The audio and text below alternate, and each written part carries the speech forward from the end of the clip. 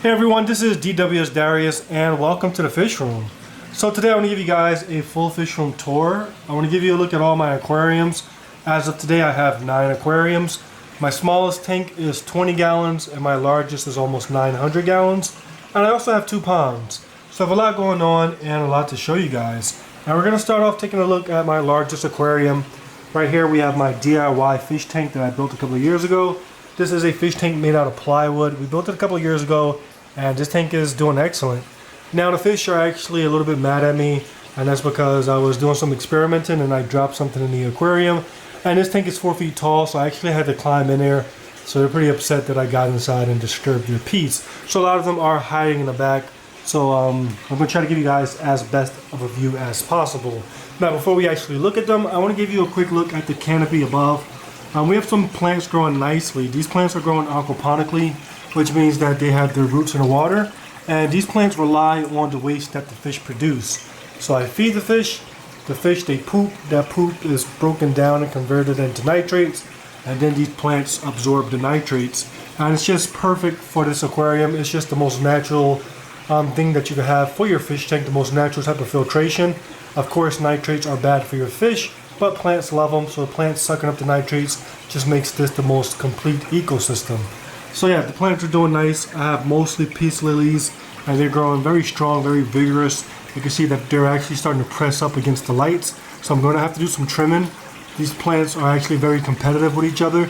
You see some of the leaves starting to yellow out, and that's because they're just not getting enough light because the leaves above are being so greedy. So I'm going to try to straighten that out, do some trimming.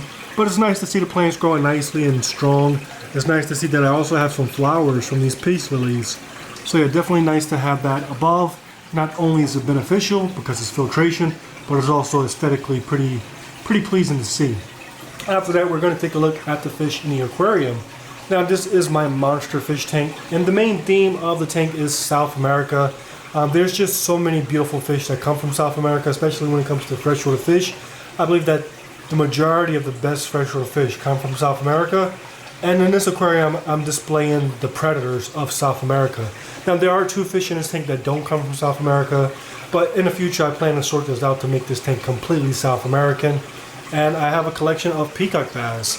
So as I mentioned, they are a little bit upset with me because I was inside the aquarium, and this guy definitely doesn't like that. But this is my biggest fish. This is my Cyclotamensis peacock bass. I love this guy. I love those red fins on the bottom. I love the blue on the top. I love that torpedo shape. Just an absolute beast of a predator. And I love the fact that as big as this fish is, he's a gentle giant. He's going back into the shadows.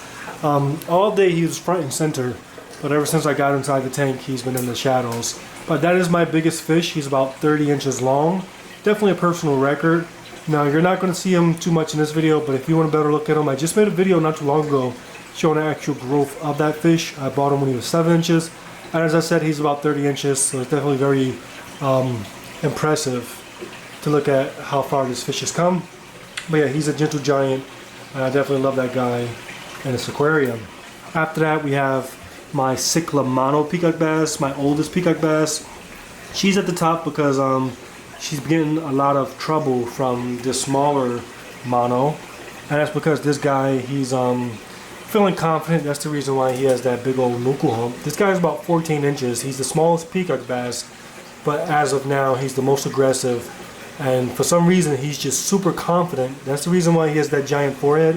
If he wasn't confident, that forehead would shrink. If you look at my last video, I don't know if it was the last video, but some of my older videos, that forehead was non-existent. It's only here because he's feeling confident.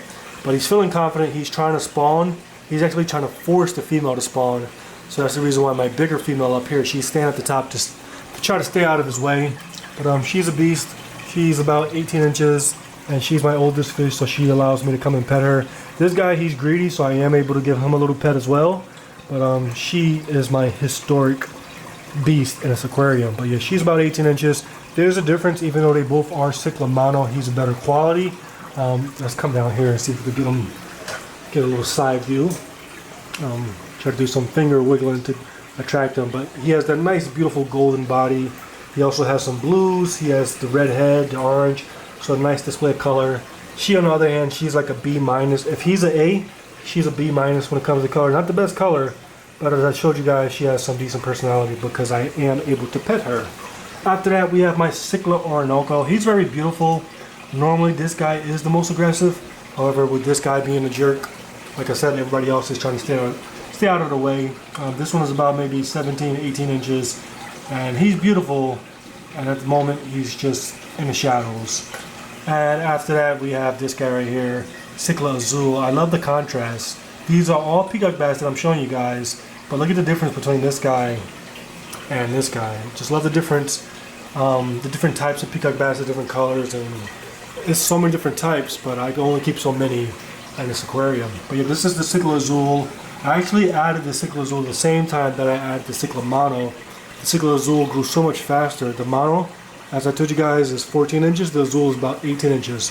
So the Azul definitely grew pretty fast. But like I said, when it comes to aggression, this guy is hyped up. He's full of energy. So everybody is annoyed with him. So they're pretty much staying in the shadows. And that is, oh look, we have some resistance. But yeah, that is my collection of peacock bass. Definitely one of my all-time favorite types of freshwater fish. After that, we have a Crinus Cichlid lenticulata pike, also called the spotted face pike. Now mine doesn't have any spots, likely because it's by itself, but if I was to get like a mated pair, this is a female, if I was to find a male and they were to spawn, it would produce spots all over its face because that's pretty much the mating display. Now if you go back to some of my older videos, and I'm talking about very old, maybe 4 or 5 years ago, you'll see that when she was a juvenile, she did have the spots. And yeah, she's just chill now. She doesn't have any reason to be all showy, so she's not showing off that beautiful display.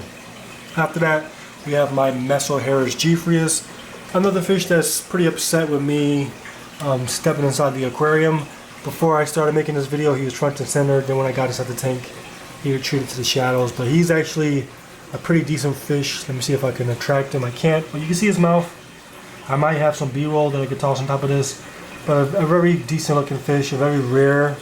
Well, it's not as rare as it used to be, but the size of mine is pretty rare. Mine is about 14 inches. So I'm pretty impressed with that fish, but he's upset with me, so he's not going to come out. After that, oh, he's out right now. Look at him. So yeah, you can see he has that nice green turquoise body. And just a very cool looking fish. He looks like an umbi. I guess he's pretty similar when it comes to being in a family. They actually come from close to the same region. Once again, these are mostly South American cichlids. We do have one cichlid that is from Central America. Where is she? My golden morph jaguar cichlid. And she definitely hates being in this aquarium. Not because, well, she does get a little bit of aggression, but I think she's just old and she only comes out to eat. You're not going to see her, but she's back there in her roots. She's a golden morph jaguar cichlid. She's also an impressive size. She's about 15 inches. After that, we have the fish that are not cichlids. So we have two of those 4-line Pictus catfish. One right there in the center, and you can see the tail of the other one behind him. We also have a ghost knife in here. My last video was about the ghost knife, so if you want a better look at him, you can check out that video. And then we also have a Polypterus elycheri, which is the second fish that is not from South America. That fish is from Africa. But as I always say, eventually I want to get that fish out of this aquarium. Yeah, that is a look at the 880 gallon aquarium. It's a nice aquarium. It's just right now, as I mentioned, I literally had to get inside the tank, so these guys, they're giving me the silent treatment and they're not being their normal selves. After that, I want to give you guys a quick look over here. We have my 125 gallon aquarium with Indonimus. This guy is just so into me. Like whatever I'm doing, this guy is paying full attention to me. I guess because he's the only fish in the aquarium, I'm his biggest threat, the biggest enemy. So he's just always watching me. But I love this guy. He's full of personality. He doesn't like to show his color. When he does color up, he's a nice golden color, but he chooses to be gray on purpose because he knows I don't like the gray color. So he's doing whatever he can to annoy me, but he's definitely a nice pet. Whenever the dogs come in the basement, he goes crazy. If fish could make noise, this guy would be barking and growling, or whatever sound he would make, he would be making that sound all day because he's just so attentive and he's just so on guard. To the left, we have my hospital aquarium. In this tank I have one of my favorite fish, unfortunately. That is my Vieja Brohoderi. This guy was living inside this aquarium. And as you saw in one of my latest videos, I added substrate to this tank. And these fish are such opportunists that when I added the substrate, they just started to fight like crazy. They had like a battle royale, and this guy right here, my black belt, beat up this guy pretty badly, and that's the reason why he is down here trying to recover. He has some issues with his swimming, but yeah, one of my favorite fish. I'm definitely going to try to get this guy nice and healthy. Every now and then I will come and take this divider. I have a little piece of cardboard. Oops, I just ripped my cardboard. But I have cardboard dividing these two tanks so that they can't see each other. Now he can see him, and he can see him. And this will give Indonimus something to do. It would also encourage the bifasciatus to just be a little bit more competitive, and it should make the bifasciatus want to grow more. You can see right now the bifasciatus actually coming over trying to flare his gills, and Indonimus starting to get a little bit brighter in color. Look at that. So yeah, every now and then I like to take off this little divider, let them see each other, and hopefully that just encourages this guy to heal a little bit faster because he has some competition. Again, Indonimus starting to get all gold. He's not fully gold yet. He's getting there though. And look, I'm non-existent now because he's just locked on. That predator instinct is just amazing. After that, we have a better look at the 350. So yeah, I just added substrate to this aquarium, and these fish had a battle royale. And this is the least of the damage. The bifasciatus, look at them going at it now. But yeah, the bifasciatus, that's not the bifasciatus, the brohoderi got the least of the damage. I also had a pair of bifasciatus die, which was insane, came out of nowhere. My biggest male bifasciatus, which is this species right here, I had a total of 6 of them. I had 4 males and 2 females, and this guy right here was paired up with another female. I don't know how it happened, but they managed to kill the other pair. So yeah, adding the substrate, these fish being Central American cichlids, they're optimistic, or opportunists rather. They saw opportunity to strike during confusion, and I lost 2 fish because I added substrate to this aquarium, which is insane. But yeah, that's just the nature of these Central American cichlids. But in comparison, these guys compared to these Central American cichlids are just far more aggressive, and they might even be much more smarter. So basically what I'm saying is I added substrate to this aquarium. The substrate created confusion and chaos, and all the fish that had rivalries took that as opportunity to attack their opponents. And this guy is now injured because of this guy, and 2 of my bifasciatus are dead because of this guy and this female. It sounds crazy what type of fish can be so tactical, but keep Central American cichlids and you'll know what I'm talking about. But yeah, most of these fish come from Central America, but of course there are some exceptions. I have a male Festae right here. Camera not really focusing, but very beautiful male Festae. He's actually South American. He's actually in the same family as my Geoffroyus that I showed you guys in this aquarium. So they're a very close relative of the Geoffroyus. Eventually I will be taking them out. I'm actually preparing our aquarium. The next tank that you're going to see is going to be the tank that he's going to be going in, but he's in here temporarily because that tank isn't ready yet. And then I have this right here, Madagascar cichlid. She's beautiful. Eventually I want to take her upstairs to my 210, which you'll see later on.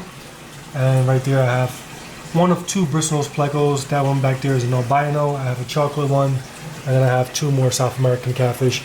But everyone else is from Central America. And as I mentioned, we have the bifasciatus. Now we have 3 males and 1 female. We have the pink Fenestratus, the female Dovi in the back. I want to get the female Dovi eventually and put her in this tank and see if she can mate up with Indonimus down here. We also have Indonimus' sister back there, Dovi Jaguar hybrid. We have the Pierci right here. My camera is just not keeping up with me. But the Pierci right here in the front. We have the black belt over here. We have the Vieja Argenteus right there in the back. Very beautiful, calm fish. And I think that's everybody. I'm growing out my green Texas cichlid for this aquarium. And I also was thinking about getting a Robert Sonai cichlid, which is a sand sifting cichlid, just to dig through the sand and to keep it stirred up and just to keep the tank nice and clean. Yeah, that is a look at the 350 gallon aquarium. Doing awesome, but this is the ugly in a fish room update. Definitely terrible to lose my best bifasciatus. That was the biggest male that I had. the best looking male, the most colorful, and they killed him. And here is a look at that Polypterus immature. For some reason, from this angle, it's always blurry looking into the aquarium, but there's some down there on the bottom. And we're gonna come to the back, and this is the last tank down here in the basement. This is a 125, and this is where the male Festae is gonna go. I currently have 3 juvenile Festae growing up, and I'm looking for a female. So we have right here the biggest one. Right there is the biggest one. That one most likely is a male, just going based on the growth rate and the behavior. And then we have these 2 females. I'm hoping that one of them, well, I'm hoping that one of them is a female. They're smaller, so I'm hoping one is a female. And then when I do have a female, everybody else comes out of this aquarium. I'll bring the male over here. And then we have a nice pair of Festae in this aquarium. Besides that, we had some giant Danios, ditherfish. The Festae would be shy, but the Danio, they're always swimming. They're always active, so they encourage the Festae to come out. And then I have all these tilapia. So I started the pond a little while ago in our backyard, and I broke it down. I needed somewhere to put these tilapia. Ended up putting them in this aquarium because in this tank I am trying to grow out these Festae. So I do feed a lot, and I believe it's the best tank for these guys because they have a great opportunity to grow. And I'm not actually sure what I'm going to do with these tilapia. I bought them because they were very cheap. Honestly, I bought them to be feeders for my South American predators, but we're going to see how it turns out. Maybe I'll get me a breeding pair, and I'll just use the spawns as fish food, but who knows. And then I have one more species, my Paradise Gourami. Now, if you follow the channel, you know that I have Paradise Gourami in one of my 20-gallon aquariums, and they breed like crazy, so I just end up spreading these guys everywhere.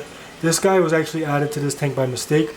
He was in a backyard pond with these tilapia, and he just looked somewhat like them because they have that blue color, and so he's been following them. So he's in here, and he's actually doing pretty well. The tilapia respect him, the Festae leave him alone. So yeah, he's in here. And yeah, this is the 125. I'm loving this aquarium. I'm loving the plant growth. We have a nice little Boston fern growing above, and we have some pothos to the right. Same concept. These plants, they're consuming the nitrates that these fish produce, so we just have a nice little ecosystem occurring in this aquarium. Okay everyone, so this right here is my 210-gallon aquarium. This was my experimental aquarium. As you can see, it's definitely an experiment. We have a lot going on. I initially added these bala sharks. I have 5 of them. They're decent size. The biggest is about 8 inches, and from there I had to figure out what theme I wanted to go with this aquarium. So I started to add some barbs because, you know, bala sharks are in the same family as barbs. So we added some of these roseline sharks. I have 8 of them. They're doing awesome. And then I also decided to add some tiger barbs. I have 6 of them. Started off with 12. Now I'm down to 6. And then I had this convict cichlid. She was in this aquarium. She started off living with Indonimus. He wasn't killing her, so I decided to leave her with him. But the bigger she got, the more of a threat she was to him. I'm saying she looks like a male, but I'm pretty sure it's a female because when she was younger, she used to show that red stomach. However, in this aquarium, she's the most dominant fish, so she's displaying male coloration. Yeah, so we have her in here. We have this Texas cichlid that I was growing out. Actually, not a Texas, it's a Carpentus. I'm growing this guy out for my 350-gallon Central American aquarium. So he's going to be gone pretty soon. What else? I have rainbow fish. I don't know why I decided to add the rainbow fish. I know I wanted color and I know I wanted activity, so I decided to add the rainbow fish. And also we have gourami. Gourami, as I mentioned before, we have gourami in almost all of my aquariums because I had a pair inside of my 20-gallon aquariums and they just wouldn't stop breeding. And I just needed something to do with these gourami, so I have about 5 of them in this aquarium. One right here. And a lot of them just living in the brush. And as I always say, I love my plants, and this is one of the best examples of just having that canopy above the aquarium. We have 3 different species of plants. We have the pothos, we have this Swiss cheese plant. That's not the actual name, but I'm going to call it that because I forgot the name of it. And then we actually have some ferns back there growing on the driftwood. So in all my aquariums, like I said, I like to have a lot of plants. You actually can't even see the full extent of how big these plants are. Let me see if I can give you guys a little example. So we have holes drilled inside the canopy. You can see we have stems coming out.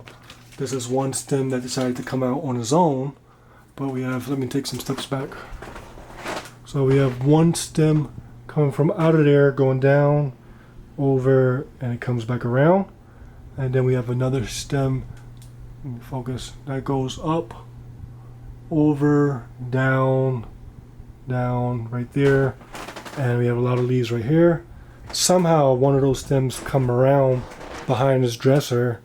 It goes up there, and behind these blinds we have giant leaves of pothos all coming out of that aquarium. So I definitely this is one of my biggest plant ecosystems out of all my aquariums. So a lot going on with the plants, and we have all the gourami living up in there.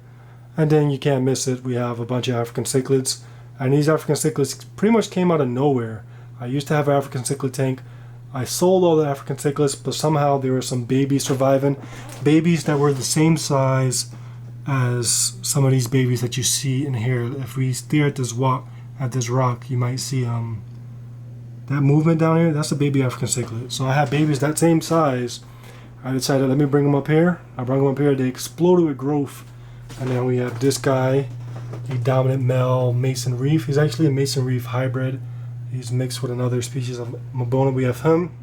We have like 3 females. And then we have a pair of yellow labs. And these guys are reproducing. So as you saw, we have about 3 babies hiding in there. So pretty soon this is going to be an African cichlid tank. So yeah, a lot going on with this aquarium. As I mentioned, this tank is experimental. I added one more fish just because I have so many African cichlids and because I have so many babies. I wanted a predator that wasn't too predatorial so that it could eat my barbs, but that it was predatorial enough to eat the smaller African cichlids.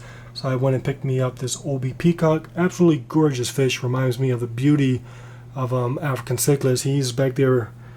He's in there, but look at this. Amazing looking fish. But yeah, this tank is a mess. I don't know what, I love it, it's beautiful, but it's a mess because it's unorganized. And as I mentioned, it's not perfect. Started off with 12 tiger barbs. I'm down to 6, trying to figure out what happened to them. I thought it was the bala sharks eating them, which didn't make sense because the bala sharks have such small mouths.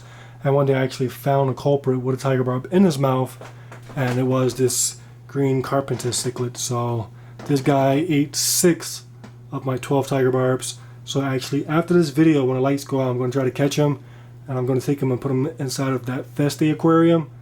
And then when he's big enough, he's going to go inside of the 350-gallon aquarium. But yeah, he definitely is messing up things when it comes to the big fish, small fish community. So after I take this guy out, I'm only going to have 6 tiger barbs, so I'm probably going to take these guys out, and I'm going to put them in one of my no-tech aquariums, which you're going to see next. And then from there, I got to figure out what I want to do. I still want the bala sharks to be the main theme of this aquarium. But as you can see, these African cichlids are trying to take over. I love the color. I love how it looks so far. Those yellow labs, they're so vibrant. The blue on that Mabonas just sticks out so much. But it has to make sense as far as being peaceful and everything. So yeah, this is an experiment. It's a nice experiment, but at the same time, it's I don't know the direction of this aquarium. Okay everyone, so next we have 2 20-gallon aquariums side by side. And these are my no-tech aquariums, meaning that there's no technology on these aquariums. As you can see, I have no filters, I have no artificial lights. These tanks rely on balance. The plants rely on the natural light from the windows. The plants filter out the water for the fish. They also provide oxygen for the fish. And just your perfect example of an ecosystem.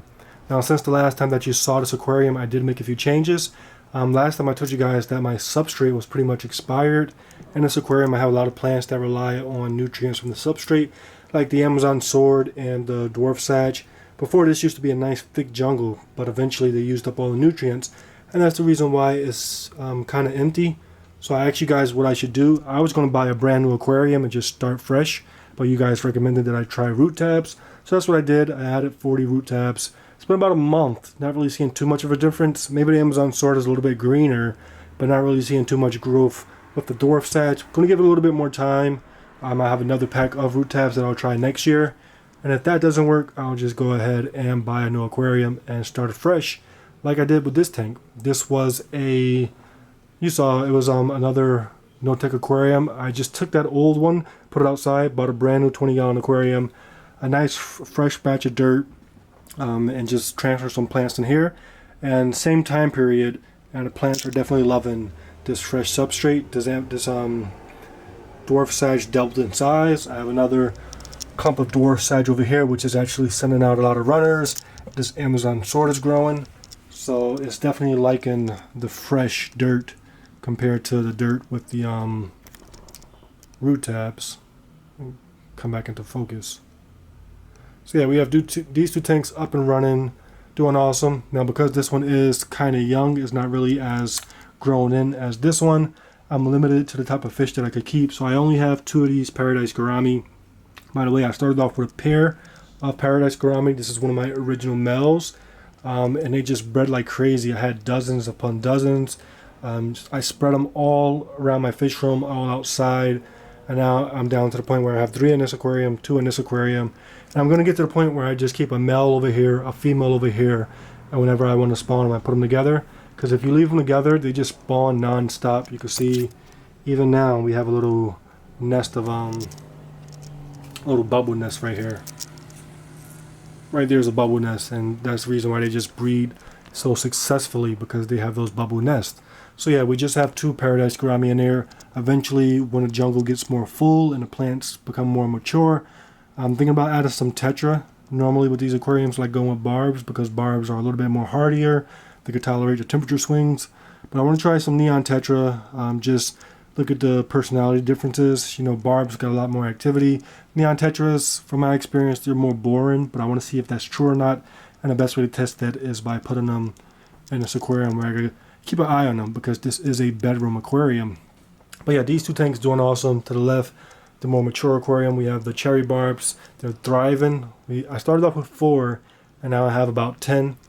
They slowed down with the reproduction, because once again, this used to be a thick forest, and they could reproduce easily, and the babies could survive much better. But now that it's emptying out, the babies have a harder chance of surviving. But yeah, that is a look at the no-tech aquariums. Very nice, simple aquariums, and just amazing to see this natural ecosystem. Above, I have some peace lilies that I collected from my 880, and you guys see how they could look eventually when they're mature. Some nice flowers. So yeah, these 2 tanks doing awesome and looking good. Okay everyone, so welcome to the backyard. I want to give you guys a look at some of the aquatic setups that I have back here. Starting with my koi pond. This is my main pond. I've had this pond set up for about 6, maybe 7 years. And the first thing that you notice is just all this plant growth. These plants right here are water iris. I have it growing in the pond, and it's just absolutely massive. I have 2 planters. The planters are 12 inches, but these plants, they're about maybe 5 feet in the air. They're about maybe 5 feet in diameter, and they're just massive. Now I'm going to be quiet, and I'm going to let you guys take in some of the scenery. We have the beautiful sound of the waterfall. We have the sound of the birds chirping, a few bugs making noises, and it's just definitely a nice little piece of nature.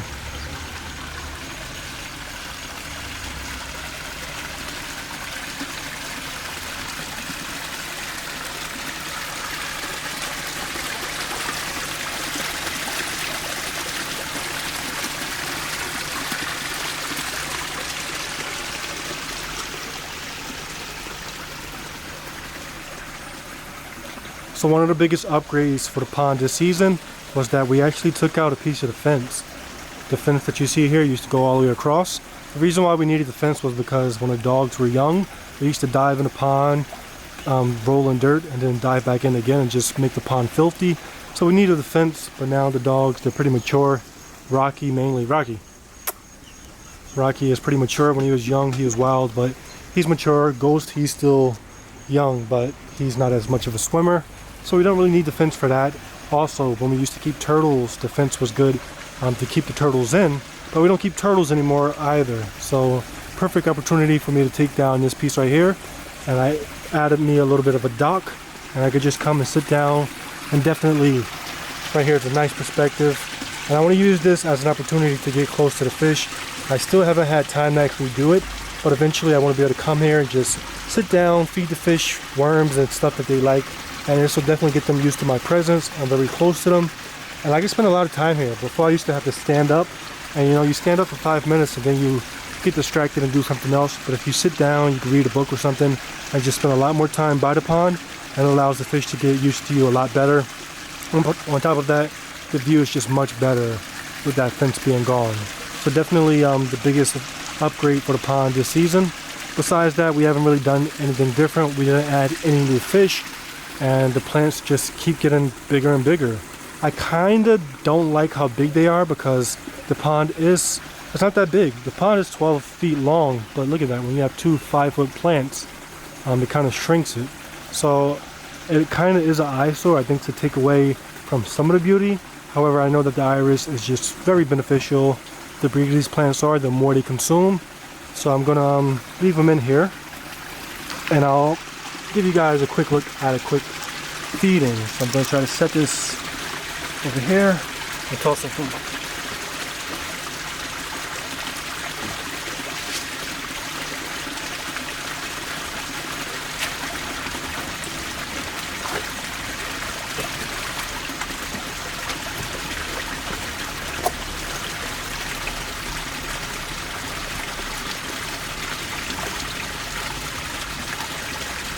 So yeah, I'm not going to give you guys too much time because this video is pretty long. After that, we have a few more projects out here. So I told you guys that my 20-gallon aquarium, my no-tech tank, I pretty much replaced it. I brought my old one out here, and my first intent was to bring it out here and eventually break it down. But this is going to be such a project because there's so many different plants I want to save, so many different snails. So I've been procrastinating. You know, of course, mosquitoes start laying eggs in here. Same thing with dragonflies. So it was full of bug larvae. I had to get rid of that. So I ended up putting, of course, one of my mini paradise gourami. And this guy has been thriving inside this aquarium. He destroyed all the bug larvae like in a matter of hours. And he's just a beast. Whenever something touches the water, whether it's an ant or a giant beetle, he attacks it. So he's definitely living his best life out here. And altogether, this tank is doing pretty well. You know, outside you expect a number of difficulties like algae, and then just a change in water parameters because we have a ton of rain. As you can see, it's been raining for the last few days, so the water's filled up to the brim. On top of that, you got to worry about like leaf litter and everything. Camera not really focusing in that well, but yeah, it's not focusing in from above, but there's leaf litter and everything. So this tank is actually doing pretty well compared to how I expected. We actually have some decent plant growth. Water wisteria over here doing good. We also have some java fern in there doing good. So yeah, this no-tech tank doing pretty well. Of course, eventually the colder temperatures as they come, I'm gonna have to break it down. But for now, it's definitely not doing too bad. Okay everyone, so we have one more stop on this fish room tour. You can see over here, we have a little above ground pond. This is actually a last minute thing. This is pretty much a rescue. I have a turtle in there. Before I get to that, I want to give you guys a quick look at this bamboo. I added this bamboo to the yard a couple of years ago, and this thing is just taking over like crazy. I love it because it's evergreen. It's great privacy, but this thing is just almost invasive. Look at the way it's growing. It's growing in cracks and crannies. I have it growing underneath the fence. It's growing over here. It's like literally trying to take over my yard. So that's going to be a battle trying to control it. Here's a better look at my little Asian bamboo jungle.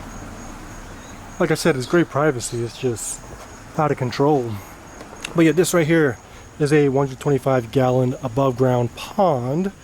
And this is a rescue. So somebody had a turtle. They didn't know what it was. They thought it was a fully aquatic turtle. This turtle hasn't eaten in quite some time. They told me that the turtle hasn't eaten in about a month, which is insane. And this is a baby red air slider. I know because I used to keep a bunch of turtles in my main pond. Now, I wasn't prepared to keep this guy. I had nowhere to put him. So definitely a last minute decision. I had this pond over here just for like emergencies. Decided to set it up for this guy. And here we have it. Tossed in a couple of goldfish because the goldfish will hopefully make him a little bit more confident. Right now he's super timid. Whenever I come over, he either runs away or goes right into his shell, as you can kind of see. My camera isn't focusing. But you see him right there in his shell. So I added the goldfish to try to make him a little bit more comfortable, but he's still pretty timid. So I'm just trying to figure out what to do with him. If I do decide to keep him, he likely won't be able to go in my pond this year. So I'm going to have to set up an aquarium for him to be winterized. You can see I also have a paradise gourami. I have so many of the paradise gourami, they just end up in like all my aquariums. But yeah, he's in here, and for filtration, I had to keep it simple. I just have some water wisteria that I grabbed out of that 20-gallon aquarium from over there, and I have a elephant ear and this plant right here. I forgot what it's called. This is a hibiscus, another water-loving plant. So yeah, plant filtration, and we have a redder slider. So let me know what you guys think I should do with him. But yeah, everyone, as of today, that's what's going on. Got my hands full, a lot going on. Let me know what you guys think about the fish room, about the aquariums, about the ponds. Let me know if you enjoyed the video. If you did, thank you. Hit the likes button, leave a comment, and I'll catch you on the next one.